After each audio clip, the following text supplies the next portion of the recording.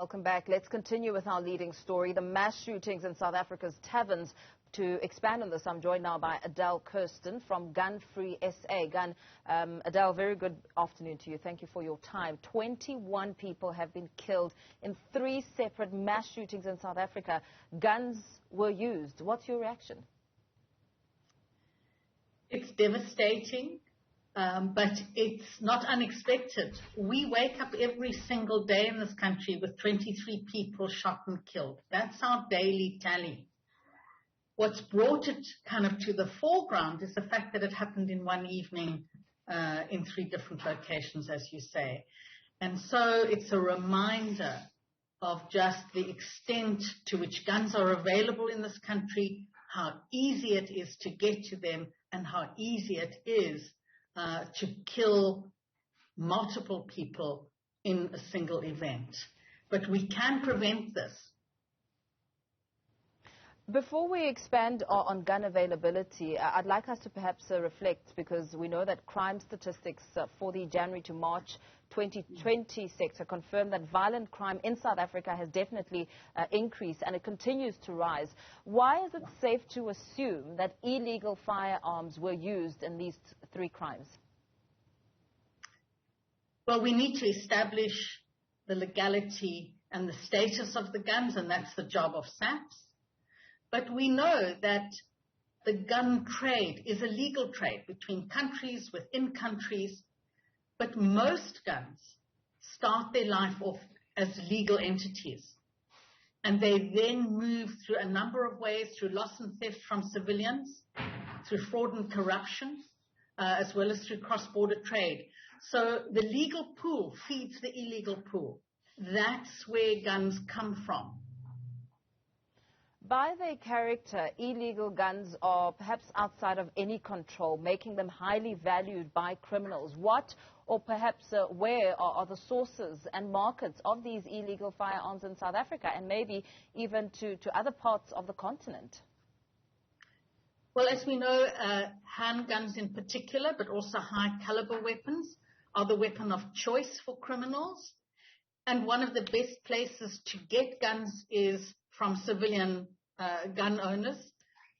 24 guns are lost or stolen every single day by gun owners, 3 or 4 from police officers, and of course there's cross-border trade.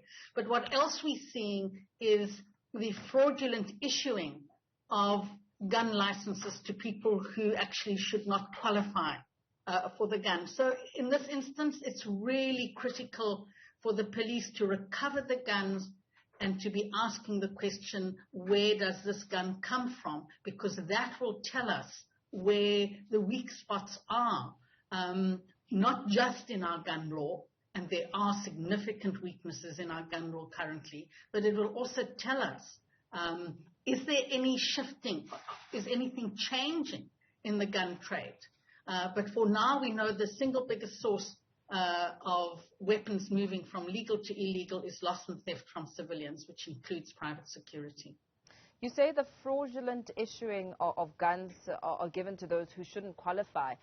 And I know the process to acquire a gun license is quite intricate. Talk to us then perhaps about what qualities and what steps need to be taken before one is deemed fit enough to qualify for a gun license in South Africa.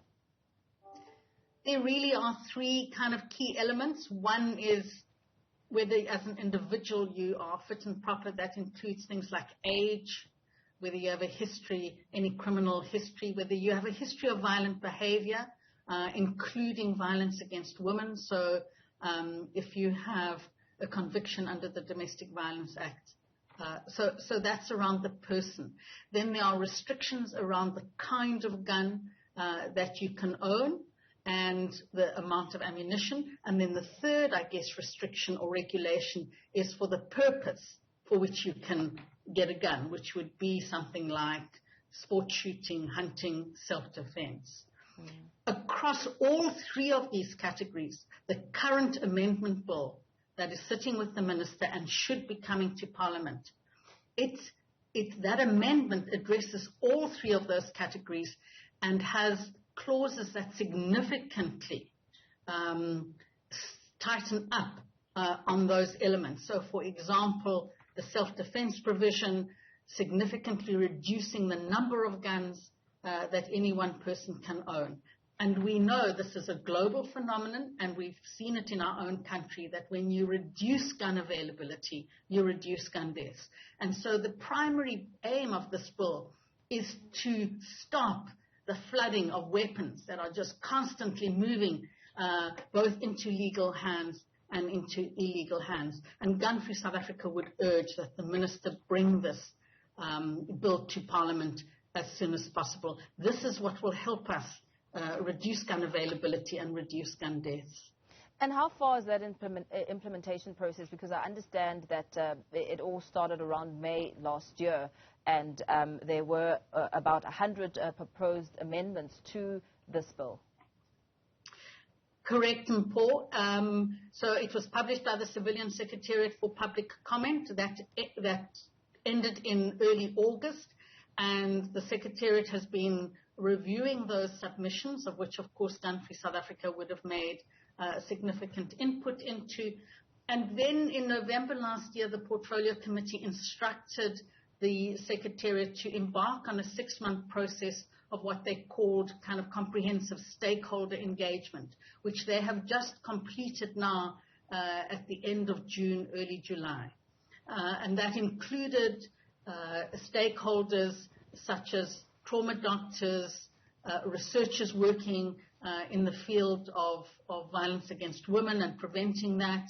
It also included the South African Football Association, as well as some of the policing unions, and of course Gun Free South Africa engaged in that process, as did some of the, obviously, the firearms fraternity. That's where we're at now, and it's about integrating that feedback. And then the next step is for the Minister now to bring this bill to Parliament. Obviously, it has to be approved by Cabinet. But this is urgent. We have an epidemic of gun violence in this country, and we are not outraged. And why aren't we outraged? Is it because it's young black men that are being largely killed and doing the killing? We need to be asking ourselves, why are we so slow to respond? Why do we continue to accept that 23 people are shot and killed in this country every single day, of whom 80% are young black men? Why aren't we doing more? Yeah, that's a really important question that you ask. And perhaps some attention around the impact of these illicit firearms on the economy of the country, an economy that is not doing so well. Yeah. And that's, I mean, that gives us some clue of young men being excluded from the economy. They're marginalized. They're excluded largely from politics as well. But how many survived these shootings last night? Is some of them are in critical condition. You talk to trauma doctors, the burden of repairing a gunshot survivor's injuries is significant. So we've got a significant burden on the health system in this country, which we all know we cannot afford in this moment. And we saw during COVID, what the trauma units were looking like. Because of, the reduction, for example, in motor vehicle accidents. So the impact is enormous, but we're talking about, 21 families, an extended family. We're talking about a degree of trauma that extends into lots of families and into our society as a whole. That when we woke up this morning, the sense of, in an instant, 21 lives taken, and 21 families and more, lives forever changed. That's what guns do. They increase the lethality and they increase the kind of injury that people sustain. And it doesn't have to be like that. When we put in place new gun laws in 2000, we reduced our gun deaths by almost 50%. From 34 a day to 18. We can do that again. It's happened in other countries. We've done it. We need to be able to do this again. What about the conversations that perhaps need to change, the perceptions around people who do have guns within society? I mean, it comes with a certain level of respect, perhaps, or maybe fear. What conversations need to be had around those perceptions? We need the conversation around what makes all of us safe. So I think most of us are living with high levels of anxiety and fear. We have to acknowledge that. We do not feel safe here. But the irony is that I'm scared that someone's going to come into my home with a gun. So what is my knee-jerk response? I'm going to get a gun. So all I'm doing is adding to the problem. So I'm scared of the other guy with the gun, so I'm going to get a gun. And everyone then around me is scared. The people in my home, my wife is scared, my children are scared. Guns are not the solution. They add to the problem. So imagine in the tavern in Soweto last night. Imagine if those people had been armed. Many more people would be dead today. Guns are not the solution. The conversation we need to be having, and we need to be having this conversation at the grassroots with communities that experience high levels of violence. What are you doing?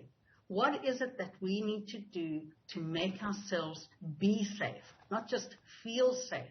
The evidence is overwhelming. Guns are not effective for self-defense. So what else are we doing? So some of the communities we're working with, people are involved in things like community policing forums, in street committees, in dealing with issues of lighting, in street patrols. We need to be having that conversation rather than, well, should we all be getting guns? That's not the conversation we need to be having. Yeah, absolutely. Very well. Thank you so much for weighing in on this discussion. Gun-free essays, Adele, Kirsten, saying guns are not the solution.